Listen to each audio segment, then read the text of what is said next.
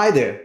Today I'm going to show you how to install IBM's Cloud Pak for Data. Before we even install Cloud Pak for Data, we need to ensure that all the prerequisites are in place. That means making sure the virtual machines are provisioned or the infrastructure is provisioned. Configure shared persistent storage. We support multiple of different storage mechanisms. In my demo, I'm going to use NFS shared storage. And then lastly, you need to ensure that you can obtain and download the IBM entitlement key to get the Cloud Pak for Data binaries from the container registry. Once you have the prerequisites in place, then it's time to configure your cluster. IBM Cloud Pak for Data can be much easier to install if you set up some environment variables. Our knowledge center gives you or provides you a script which you can run to set up all the environment variables required for installing Cloud Pak for Data. You will also then have to ensure that you can configure the pull secret for your OpenShift. This ensures you have access to the repository from where you can get the images for Cloud Pak for Data. You then create catalog sources. This tells the cluster which version of the packages to download and which versions to use for installing. You can choose to have catalog sources configured to get the latest version of the operators, or you can choose to decide to set it up to a particular version of your Cloud Pak for Data operators. Optionally, you can change the node setting and kernel parameters. We have got a knowledge center page which shows you for which services what kernel parameters need to be set up. Once you have the prerequisites and you have configured the cluster, it is time to install Cloud Pak for Data. You start the installation by installing the foundational services or the control plane for Cloud Pak for Data. You then create operator subscriptions. This tells the cluster which operators are there to be installed and where they need to be installed. Think of operators as a mechanism to manage and maintain the applications that are installed on OpenShift. Optionally, you can also create custom security context constraints. These are used by services such as DB2 and Watson Knowledge Catalog. Then you're ready to install the Cloud Pak for Data operator, followed by any data and AI service that you wish to install. In my demonstration, I'm going to show you how you can install Watson Studio. The post-installation steps are all optional. You can integrate Cloud Pak for Data with an identity access management system. You can ensure all the ports are secure. You can configure the web client, and you can change the routes and URL for the Cloud Pak for Data. Now that we know all the steps involved in installing Cloud Pak for Data, let's go and look at how you can install Cloud Pak for Data using NFS storage, and I'm going to use Watson Studio as a data and AI service on top of Cloud Pak for Data. You will see two windows on your screen. The window on the left hand side is my command prompt, and I'm going to use this window to fire the installation commands for installing Cloud Pak for Data. The window on the right hand side is the knowledge center for Cloud Pak for Data. I'm going to refer to the steps in this knowledge center for installing Cloud Pak for Data. All my prerequisites are in place, such as provisioning the hardware, installing OpenShift, making sure a shared storage is been provisioned, and I have got the access to the entitlement key required to download relevant packages. Now let's go into the installing section of Cloud Pak for Data and follow the steps for installing Cloud Pak for Data. The first step is to set up environment variables. The Knowledge Center will provide a shell script, and I will highly recommend that you use this shell script to set up environment variables. Once you have set up the environment variables, you can then use the commands as it is from the knowledge center. Just copy those commands and paste them in the command prompt. The shell script contains variables such as your namespaces or the projects used in your OpenShift. So which projects you will need to create inside your OpenShift cluster. It also has parameters for the operator installation type, whether it's your automatic install or whether it's a manual install. It also has the license, whether it's an enterprise license or a standard license. And it also has got IBM entitlement key. So the key that you will get from my IBM ID, you can enter that key here so that it's all set up inside the environment variables. And then lastly, you do need some folders created on your server where the software and the case packages will be downloaded. Now I already have set up the script properly on my cluster. What I will do now is use the source command to source the script and set the environment variables. Let's check whether I can view one of the environment variable and see if that environment variable is properly set up. So OCP underscore URL should give me the URL for my OpenShift cluster. And that URL seems to be a correct URL. So we have done setting up the variables. Now the next step will be to go into the pre-installation task. And with the pre-installation task, I would like to point out to the shared storage. It's already been configured, but let's look at what storage class we have in this cluster. And we can find that using the command oc get sc. This will return the storage class that we have for this cluster. Managed -nfs is the storage class that we will need to use for subsequent commands for installing Cloud Pak for Data.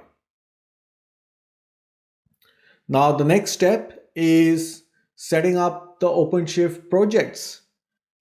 And for setting up the projects, depending on what type of installation you're doing, whether you're doing an express install or whether you're doing a specialized install, you will either have 2 OpenShift projects or more than 2. Because we are doing an express install, we are going to create 2 projects. The first one is the project for all the common operators for the IBM Common Services. So we'll create a project IBM Common Services, or the namespace IBM Common Services, and use that for all the common services operators. We don't have to create the next project, so we'll skip that project because we are doing the express install.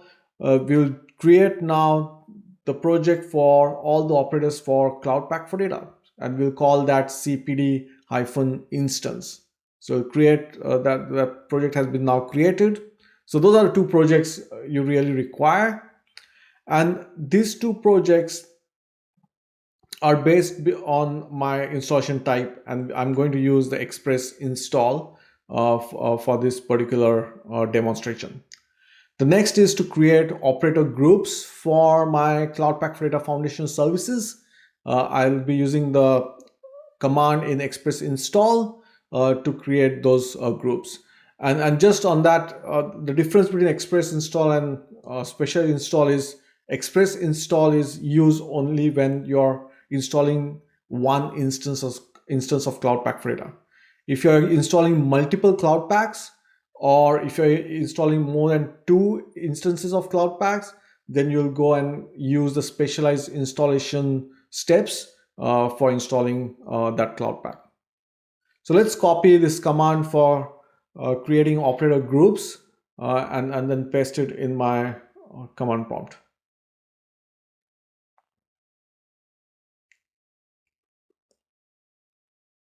So now my operator has been created. I can now go to the next step, which is of obtaining the IBM entitlement key. I've already obtained that key. I've already set that in my environment variable, and it's already been sourced using the shell script. But this is the link to get the entitlement key from my IBM. The next is the step to mirror any images if you're using private container registry, but in this demo we are not. We are going to use the IBM entitlement registry. So we'll skip this step and we'll go to the next step, which is to really configure your cluster to pull the images.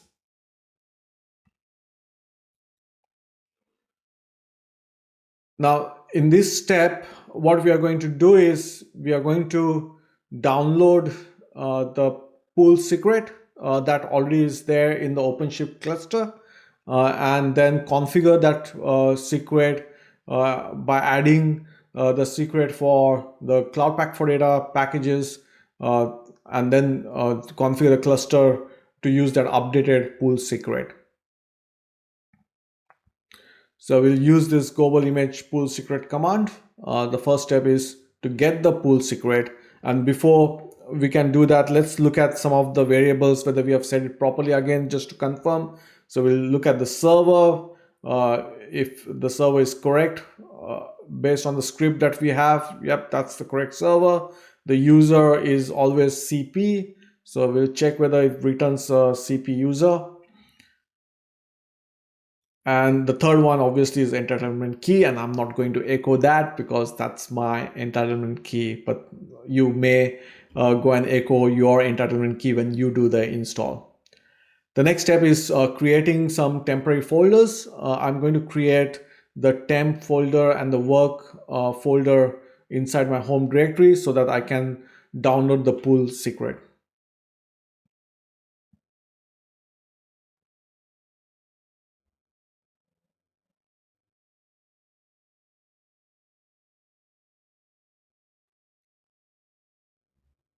Okay, so that's done. So let's go and grab the pool secret from my current OpenShift cluster. Okay, so the OC get secret command will download the pool secret from my OpenShift cluster into that work underscore root folder. Okay, let me check if I can find that file. It's in the work folder inside temp. So that global pool secret.cfg is the file where all the secrets for OpenShift have been downloaded. What we now need to do is add a new secret to that folder, and that's this entitlement keys that we are going to add. So we'll use the environment variables to add the secret. So that's been saved into this file, and now we'll update the OpenShift with the new credentials that we have just added into the pool secret. So that's done. So my OpenShift now understands how to grab the case files and any other files required for installing Cloud Pack for Data using that secret. So let's now create catalog sources. For creating catalog sources, what we are going to do is we are going to use a specific version of images and not the latest versions. So you can either use the latest versions to grab the images, or you can say I want a specific version for each of the image. So in this demonstration, I'm going to pull a specific version of an image. Now this, again, the pulling of the image is from the IBM entitled registry. So we'll use that to pull all the images. And what it does is it will create the case packages and download those case packages onto your cluster. You'll need some libraries to for installing Cloud Pack for Data, such as Python 3. You'll need PyYAML and ArcParse. So that's, again, all that is already been pre-configured on my cluster. And then for downloading the case packages, you also need the CLI utility for IBM Cloud Packs, which is Cloudctl. So we'll install that utility first. And to install that utility, you'll have to go to the Cloudctl software link and download that particular library from that link.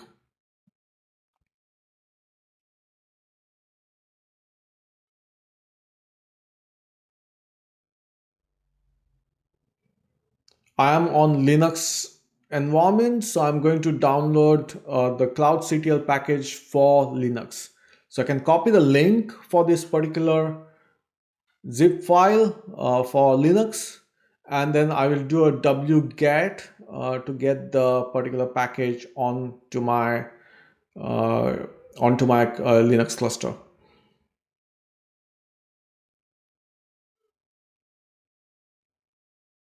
Okay, so that's all done. Now I can unzip this particular tar file and make sure I've got cloudctl command ready to fire up.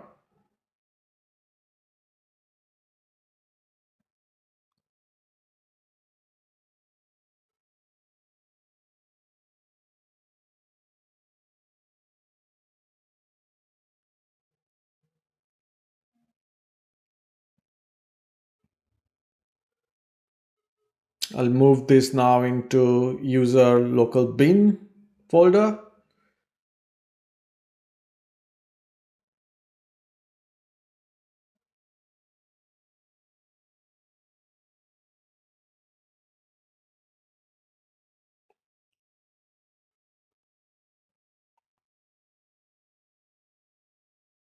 Oh, I don't have permission. Just making sure that sudo is added to that command.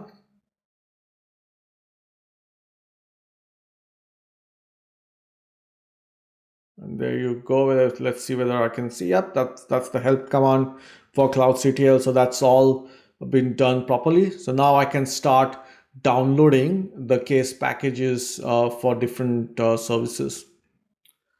So the first one is to download the case package for IBM Cloud Pak for Data. I'll use this command to download the package, and we are looking at specific versions of that package, and that this version is the latest version that is available.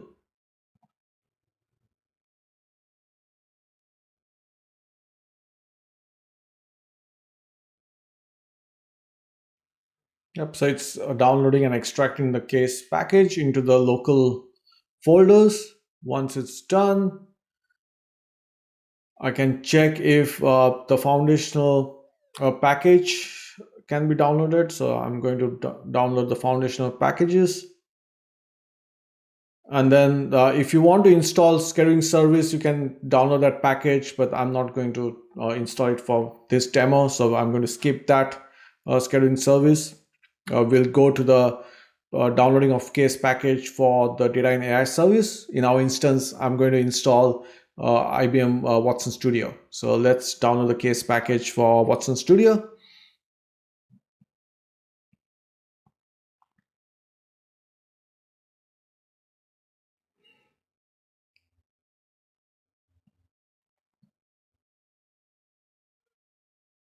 So that's all done now. So now that the case packages there are there in my local directory, we can now create the catalog sources for those particular objects that we have downloaded.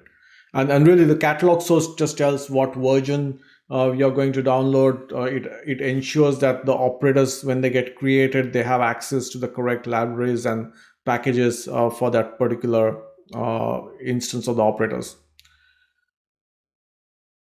So let's go and check if there is already a catalog source, and there is no catalog source for open cloud operators. So I'm going to now go and create a catalog source.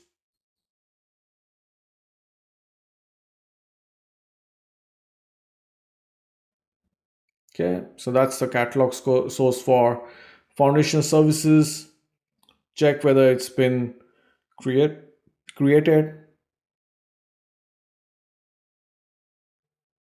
So it needs to go from connecting to ready. Once it's created, it will be ready. Okay, that's all done.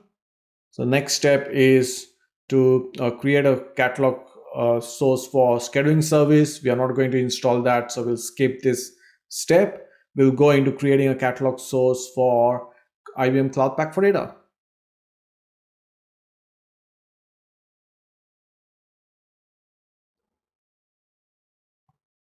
Okay, we'll check the status for IBM Cloud Pack for Data. Now create a catalog source for IBM Watson Studio.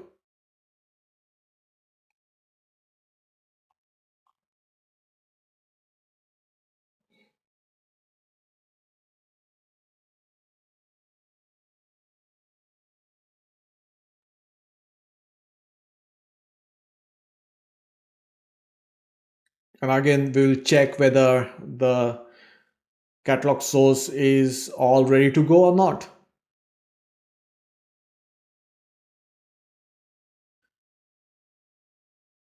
So the next step is really installing the Cloud Pak for Data foundational services. So we'll go and check the foundational services and see how we can install the Cloud Pak for Data foundational services. It's a prerequisite before we can go ahead to installing the Cloud Pak for Data operator. And we are going to pull specific versions of the images. So we'll use this specific version. The operator has been created. Now we can verify whether the operator has been created or not. So this will show you different assets. And we need to have those three assets. So that's common services operator, namespace, scope operator, and deployment lifecycle manager operator. So all those are successful. We'll check if any the custom resource definitions were created. So that's been created. Check for foundational services API resources, if those are available or not. Those are all available.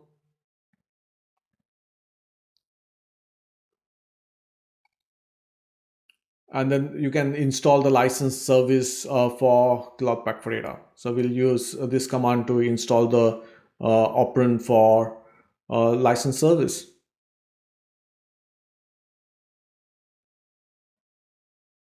We'll verify if it's all created properly. It needs to be a status of running. Yep, that's good. And we'll check if the operator has been installed for the licensing service. And that's running. So that's all done. So now that we have the foundational services installed, we can now go to the next step, which is creating operator subscriptions.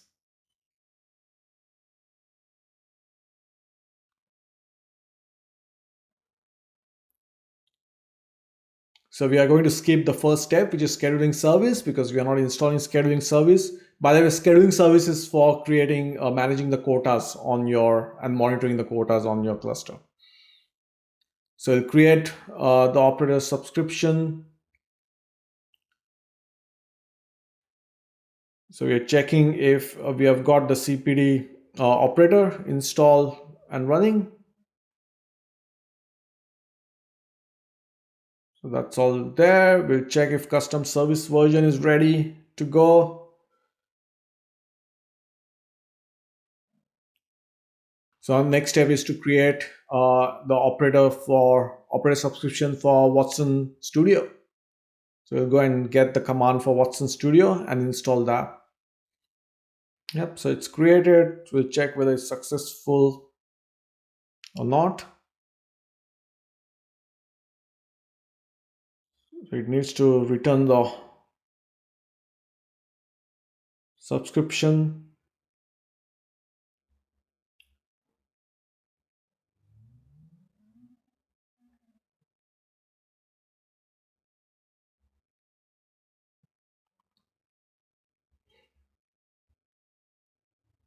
Yep, so that's all done. We'll check if cluster service version is ready to go.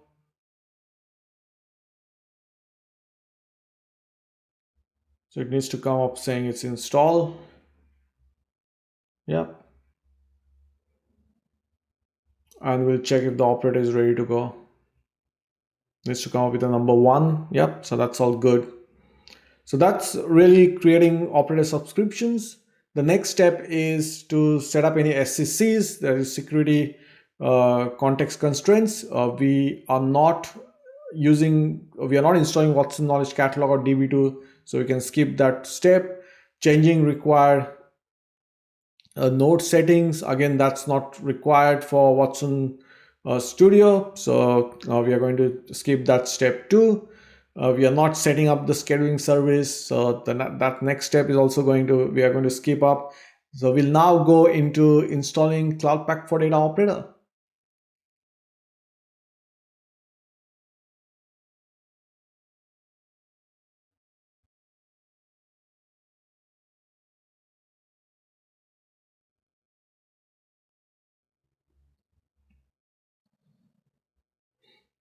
We'll use the express install.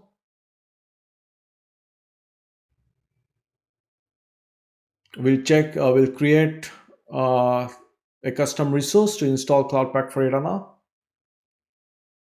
You'll have to change the manage NFS storage to manage underscore NFS, because that's the storage class we are using for Cloud Pak for Data.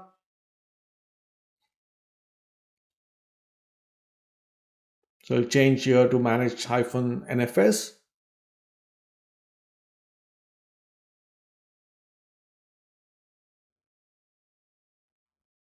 Yep, so that's been created.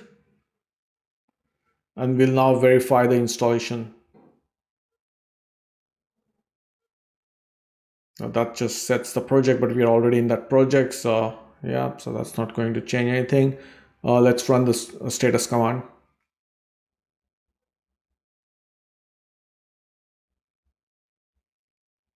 So that needs to be completed, and once that's completed, you'll have the URL for Cloud Pak for it, and you can log in into the URL. You can get the admin password and check whether it's all good. That's completed. Let's look at the URL. We'll get the URL for Cloud Pak for Data. So that's the URL. It's in the format https:// and that name of the host. And then let's get the initial password for admin user. We'll now check if we can log in to Cloud Pak for Data. We'll use our desktop to log in.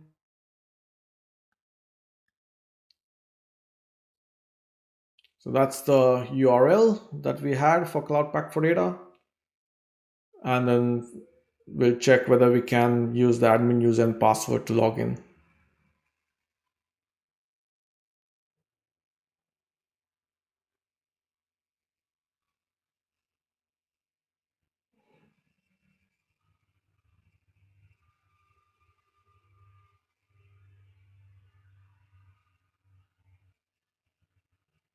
There you go. You're now into Cloud Pak for Data. That's been installed.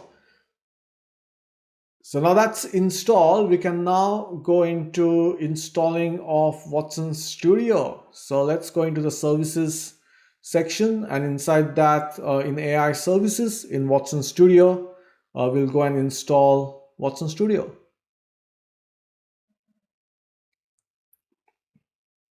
Again, you'll have to change the commands to include the correct NFS storage class. So we'll change that storage class. We'll change the licensing to enterprise, and then make sure the project name is correct. So we'll do those changes and then use the correct command to paste to create the custom resource. So that's been created. Let's look at the status.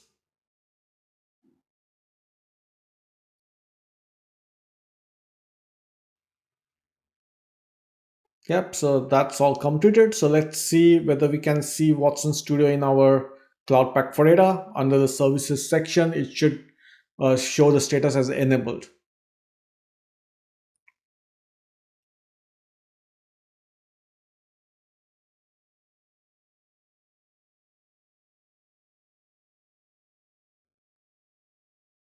Yep, so you can see here that the status has been enabled.